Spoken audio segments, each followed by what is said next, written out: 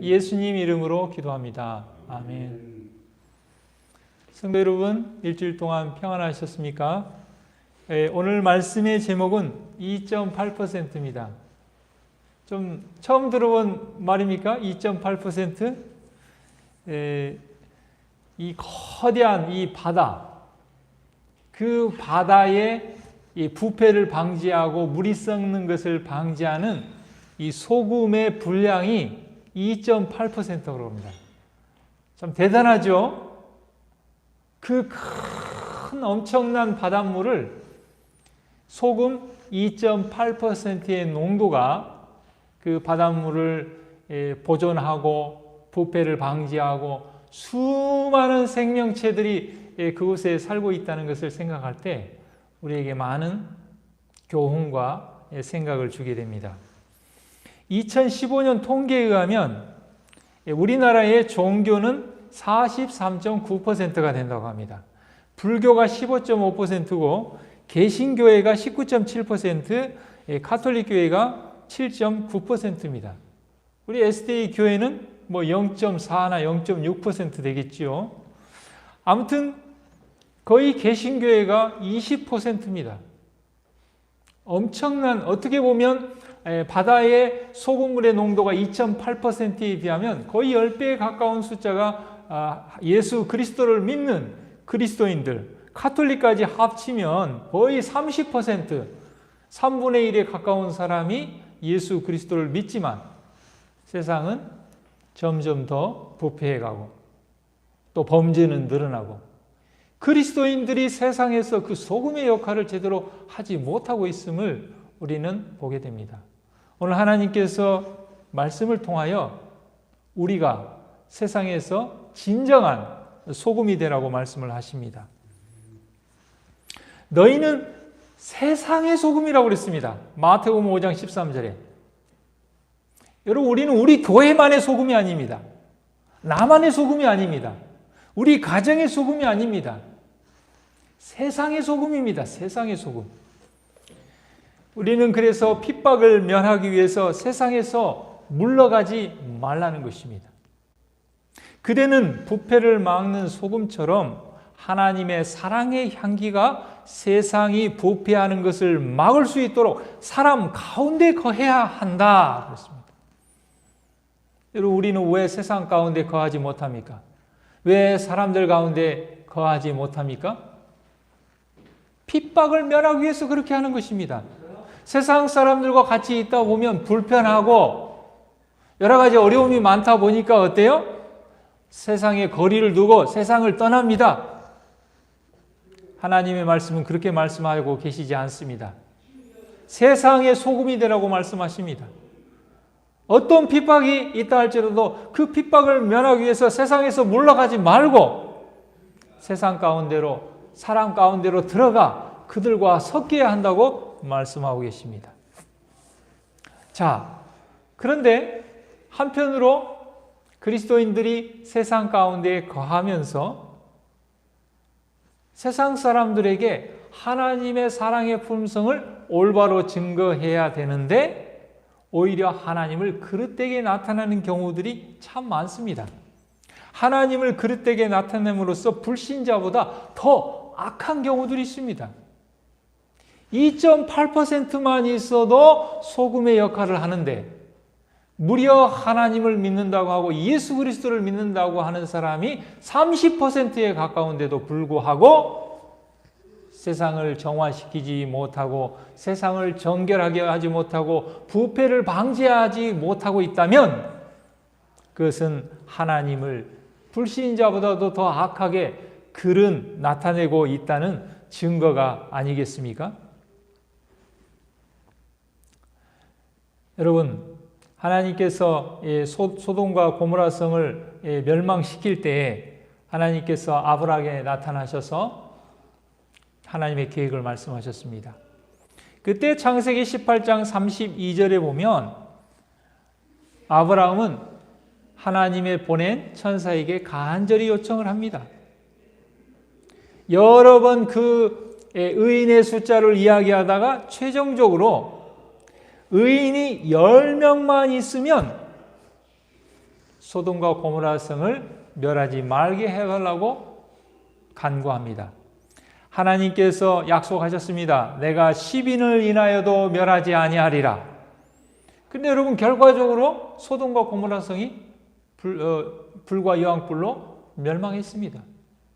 다시 말하면 소돔과 고모라 성의 부패와 범죄 악함으로 멸망했지만 또 반대로 얘기하면 하나님을 신실히 믿는 소금과 같은 역할을 하는 의인 10명이 없어서 멸망했다는 것이죠. 여러분 그 당시에 소돔과 고모라 성의 인구가 얼마나 많았겠습니까? 그 중에 10명이라면 어떻습니까? 아마 정말 이 세상 가운데서 우리나라에서 우리 제7일 안식 예수 재림께 남은 교회의 비율보다도 더 적은 숫자일지 모르겠습니다. 하나님께서는 숫자에 연연하지 아니하시고 진정한 소금의 역할을 하는 하나님의 백성이 단 10명, 아니 단 1명만 있다 할지라도 그를 통하여 세상의 부패를 막고 하나님의 품성을 증거하는 도구로 사용한다고 말씀하십니다. 저와 여러분이 그런 하나님의 참 소금이 되기를 간절히 바랍니다. 성경에서는 하나님을 세상 가운데서 그런 나타냄으로 불신자보다 더 악한 그런 상태, 그런 삶, 그런 영향력을 나타내는 사람을 맛을 잃어버린 소금과 같다고 예수님께서 그렇게 표현하셨습니다. 여러분 이 시간 하나님께서는 다른 사람은 고사하고 우리 각자에게 묻습니다. 그대는 진정한 소금인가? 아니면 맛을 잃어버린 소금인가? 그러나 만일 그리스도인들이 이름에만 그치고 만다면 그들은 맛을 잃은 소금과 같다. 그들은 세상에서 유익한 감화를 끼치지 못한다. 사랑하는 성도 여러분, 우리는 세상에서 생명의 향기의 역할을 합니까? 아니면 사망의 향기의 역할을 합니까?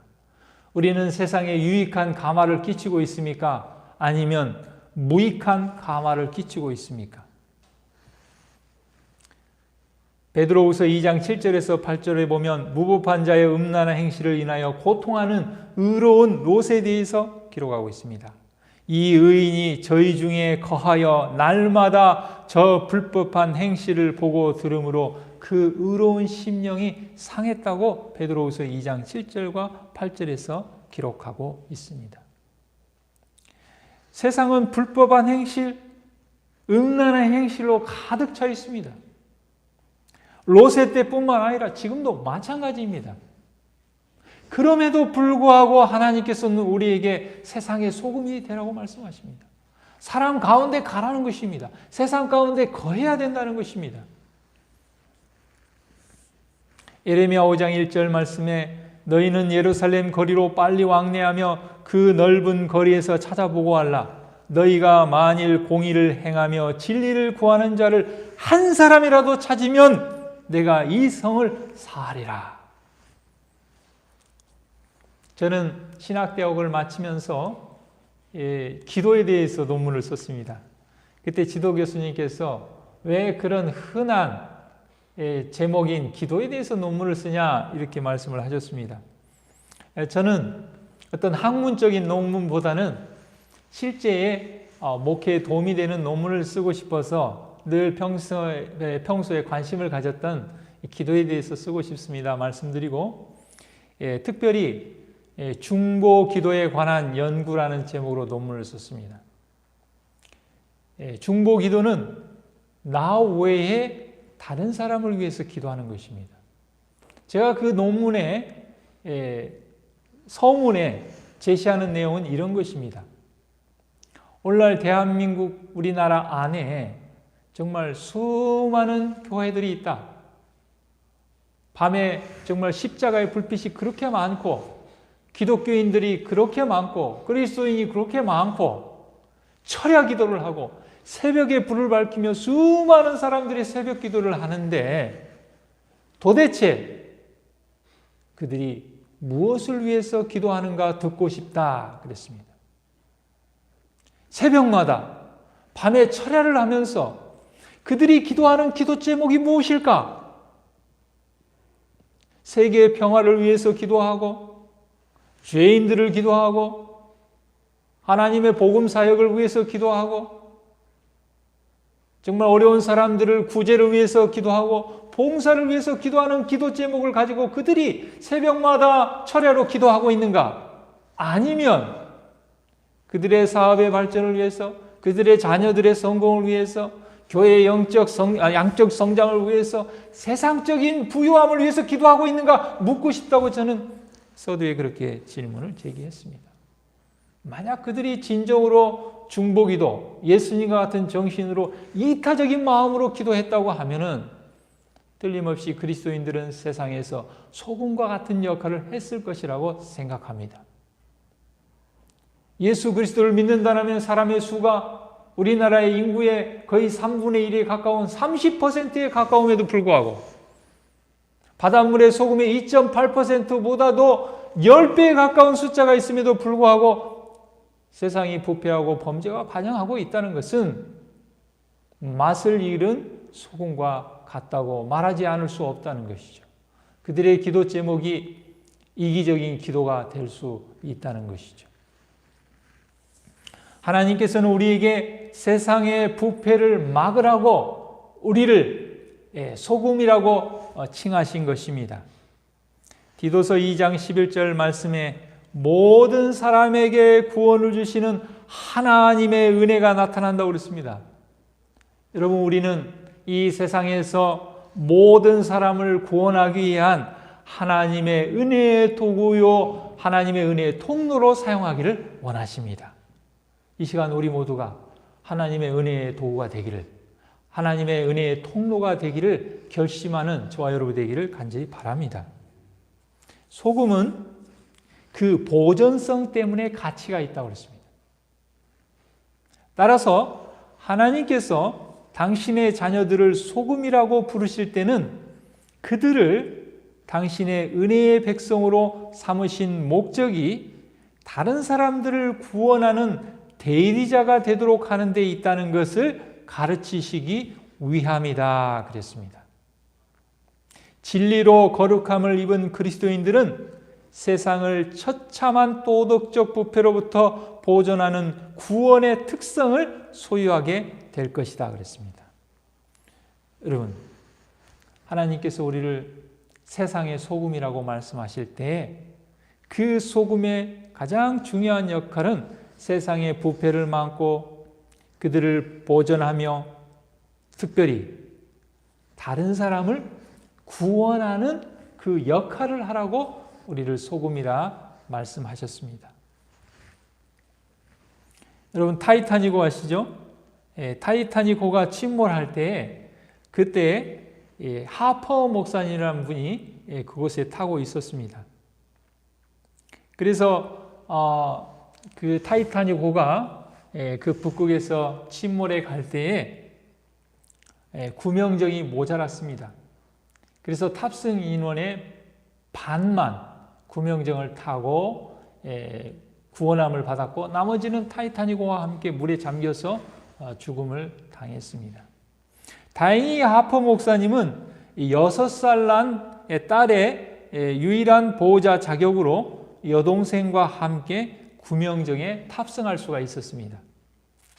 재난이 일어나면 대개 노약자나 어린아이를 먼저 이렇게 구명정에 태우지 않습니까?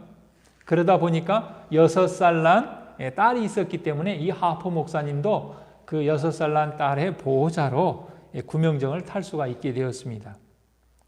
하지만 이 목사님은 가라앉는 배에서 흘러나오는 끔찍한 비명을 모른 척 할 수 없었다고 그랬습니다.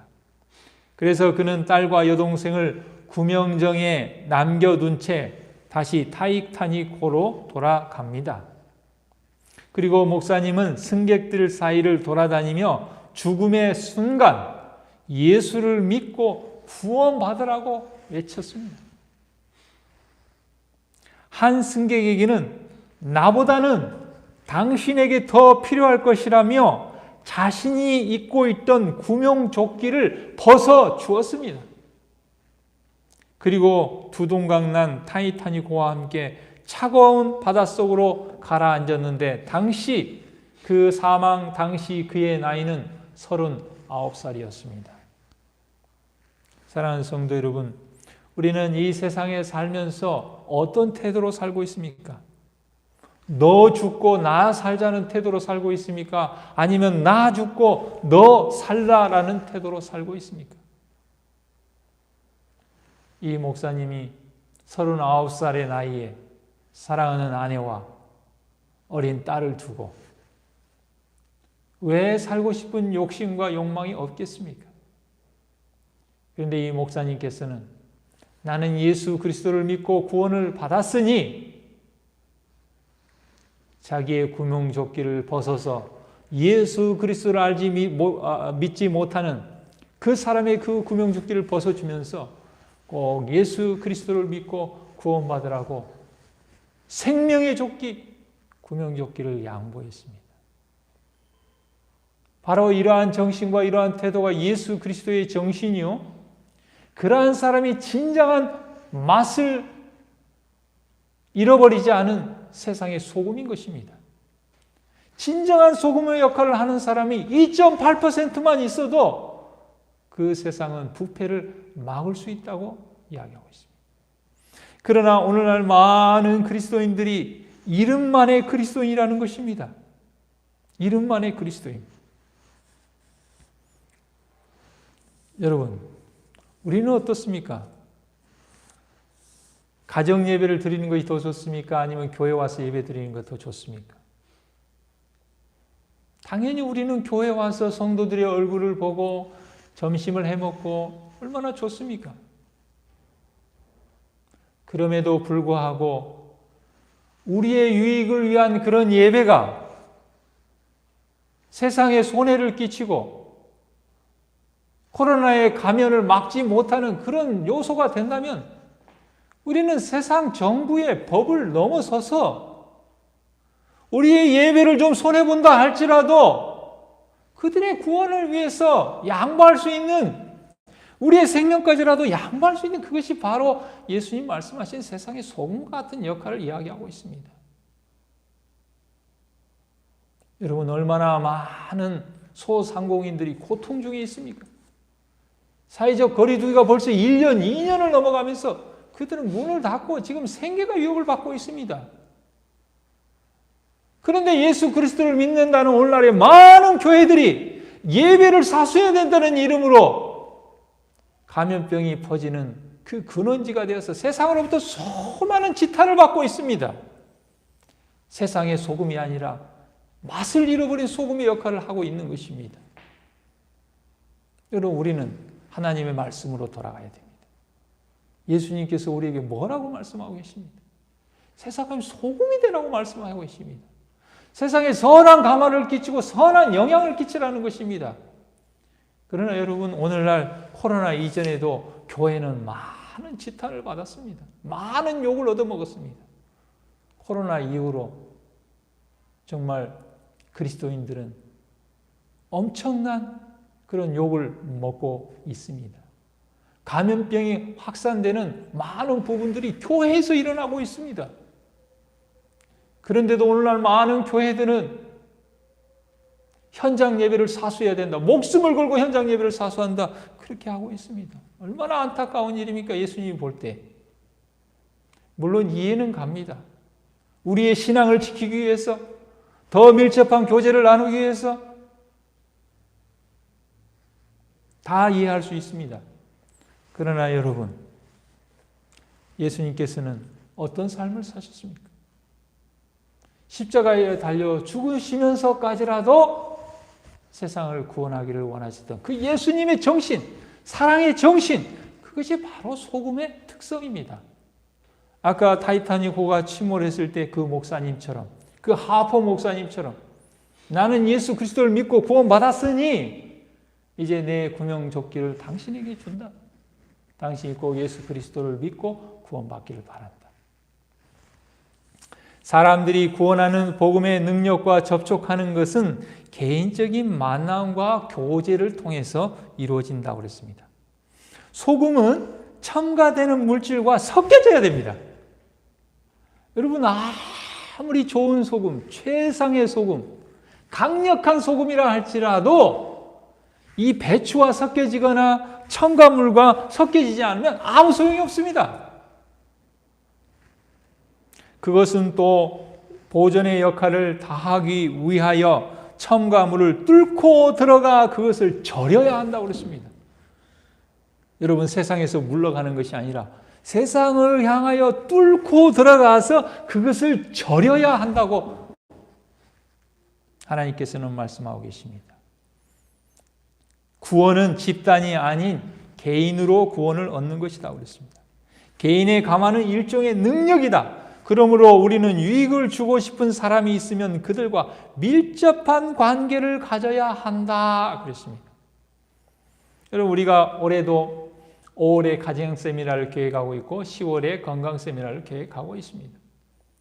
교회에서 세미나나 전도회를 하면 그 세미나와 전도회가 맞춰지면 어떤 경우에는 아무 소용이 없다는 얘기를 많이 합니다. 왜 소용이 없습니까? 개인 전도를 하지 않기 때문에 효과가 나타나지 않는 것입니다. 여러분, 그 세미나 말씀이, 복음 전도의 말씀이 얼마나 강력하고 얼마나 은혜롭고 얼마나 좋은 말씀들입니까? 그런데 우리는 아무도 데려오지 않습니다. 그러고는 아무 소용이 없다고 이야기합니다. 단 한 명도 데려오지 않고 단 한 명도 초청하지 않습니다. 내가 데려오지 못하고 내가 초청하지 않으면서 그 세미나가 소용이 없다고 하는 것은 말이 되지 않습니다. 공중 전도회가 실패하는 원인은 개인 전도가 되지 않기 때문에 그렇습니다. 하나님께서는 우리에게 개인의 감화가 중요하다고 그랬습니다.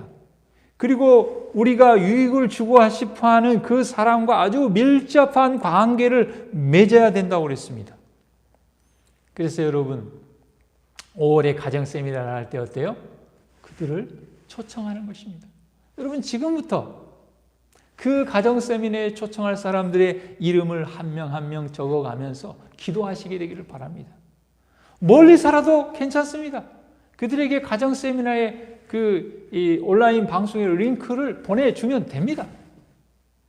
또 가까운 사람은 이 현장으로 초청할 수도 있고 코로나의 위협이 있으면 실시간으로 그 링크를 보내주면 되는 것입니다. 예수님께서도 이렇게 말씀하셨습니다. 예수님께서는 사람의 유익을 소원하는 부모로서 그들과 섞이셨다. 그분께서는 그들에 대한 당신의 동정심을 보여주시고 그들의 필요를 따라 봉사하시고 그들의 신임을 얻으셨습니다. 그리고 그 후에 그분께서는 나를 따라오라고 그들에게 명령하셨습니다.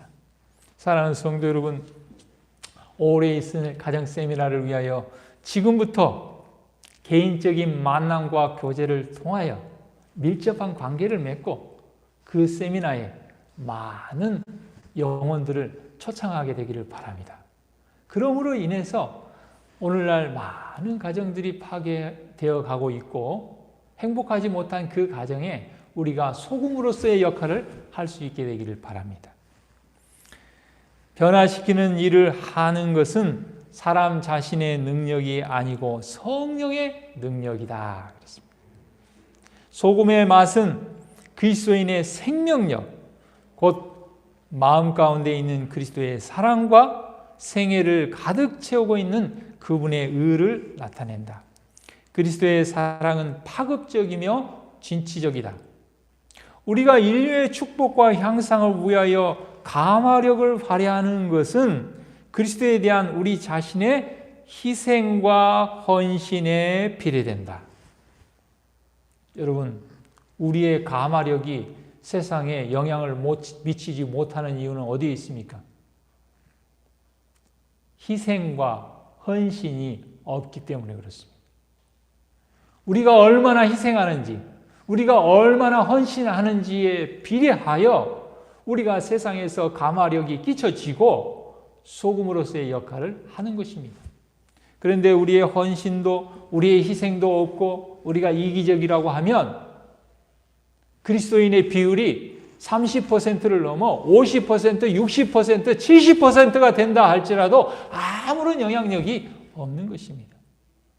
단 한 명이라도 단 1%라 할지라도 그들의 희생과 헌신이 있다면 그 감화력은 성령의 능력으로 강력하게 역사할 수 있다는 것입니다. 참 소금의 특성을 가진 참 그리스도인 한 명이 있는 곳에 20명, 100명이 있을 수 있다고 하나님께서는 말씀하고 계십니다. 제가 우리 하군동교회 우리 손일채 장로님의 그 간증집을 쭉 읽으면서 참 감동을 많이 받았습니다. 그래서 제가 한 이야기를 더 좀 소개할까 합니다. 지금 하군동교회 전신이 동북교회입니다. 아마 이 동북교회를 이제 개척하고 그 교회를 건축할 당시에 지금은 재개발로 그 남성교회가 없었습니다만은 남광주 사거리에 이 남성교회가 세워질 때 아마 그 시대, 그 무렵이었던 것 같습니다. 그런데 이제 그 동북교회에 전도사님이 부임해서 이제 동북교회도 땅을 사고 교회를 건축을 해야 되는데 그때 아마 이 장로님에게 가장 그 무거운 책임이 주어졌던 것 같습니다. 그래서 교회 건축을 위해서 희생하고 헌신을 해야 되는데 정말 여러 가지 사정이 어려워서 선뜻 이렇게 좀 머뭇거리고 있는데 그때 전도사님께서 장로님께 이렇게 말씀을 드렸습니다. 장로님, 하나님께서는 장로님을 구원하시려고 독생자를 내놓으셨을 뿐만 아니라 현세에서도 지금까지 인도하셔서 자식의 축복을 주시고 사람들 위에 세우셔서 인도할 책임을 주시고 장로님 하고 존경하게 하신 일이 적은 일이 아닌데 장로님께서 주저하시면 어떻게 하시렵니까? 전도사님이 말하지 않더라도 나는 깊은 책임감을 가지고 있었고 희생할 각오도 되어 있었다. 그래서 건축헌금으로 8만 원을 정했다 그랬습니다. 그 당시에 백미 80kg이 5천 원이 있을 때라고 합니다. 그때 그 여집사님의 그 간증에 보면 장로님께서 2년 내지 3년 일해서 모아야 될 그런 금액의 헌금이었다고 합니다. 그러한 장로님과 집사님의 헌신과 희생이 있었기 때문에 교회가 세워지고 오늘날의 하군동교회가 탄생하게 된 것입니다. 우리가 예배 드리고 있는 이 교회가 세워지기까지 얼마나 많은 장로님과 집사님들의 헌신과 눈물이 있었고 교회를 건축하고 나서도 그 이자를 갖고 원금을 갖기 위해서 얼마나 피눈물 나는 헌신과 기도와 희생이 있었겠습니까? 여러분, 우리는 선진들의 희생과 헌신을 통하여 세워진 이 교회에서 우리도 그 믿음의 유산을 물려받아 세상의 소금의 역할을 하기 위해서 세상에 감화력을 끼치기 위해서 우리가 있는 곳에서 희생과 헌신이 따라야만이 우리는 세상에서 소금의 역할 또 감화력을 끼칠 수 있음을 기억하는 저와 여러분이 되기를 간절히 바랍니다. 사람마다 다 역량이 다를 수 있고 상황과 형편이 다를 수 있습니다. 그러나 우리는 다 소금입니다. 어느 곳에 어떻게 쓰여질지 알지 못합니다. 그러나 오늘 하나님께서 말씀하신 중요한 것은 너희는 세상의 소금이다. 소금의 역할을 하라는 것입니다.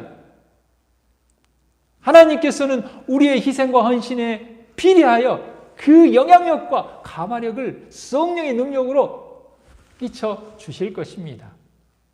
저와 여러분 모두가 예수님이 기뻐하시는 진정한 소금이 되기를 간절히 소망합니다. 기도하겠습니다.